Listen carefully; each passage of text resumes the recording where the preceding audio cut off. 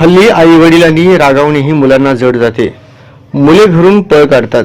त्यात शिक्षण, अभ्यासाचा तणाव आणि प्रेम प्रकरण ही घरून पळून जाण्याची सर्वात मोठी कारणे ठरत आहेत. रेल्वेने घरून पळणाऱ्यांमध्ये किशोरवयीन मुले जास्त आहेत.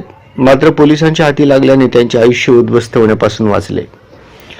परीक्षेत नापास किंवा अपेक्षेप्रमाणे यश आले नाही, पुढे शिक्षण घेण्याची किंवा नसण्याची इच्छा, त्यासाठी पालकांचा दबाव आणि प्रेम प्रकरण तसेच मोबाईलचे व्यसन यासह इतरही कारणामुळे वयात येणारी किशोरवयीन मुले घरून पळून जाण्याच्या प्रकारात वाढ झाली आहे. ही वाढ पालक आणि पोलिसांची चिंता वाढविणार आहे. घरून पळालेली मुली पोलिसांच्या हाती लागल्यास बालकल्याण समितीच्या माध्यमातून ते पालकांच्या सुपूर्द होतात. मात्र जी मुले पोलिसांच्या हाती लागत नाही ती असामाजिक तत्वाच्या हाती लागल्यास त्यांचे आयुष्य उद्ध्वस्त होण्याचा धोका असतो. किशोरवयीन मुलांचे घरून पळण्याचे प्रमाण चिंता वाढविणार आहे. पालकांनी मुलांना विश्वासात घेऊन अडीअडचणी समजून घेतल्या पाहिजेत. हल्ली मुले क्षुल्लक कारणातून घरून पळून जात असल्याच्या अनेक घटना उघडकीस येऊ लागल्यात. ही चिंतेची बाब आहे.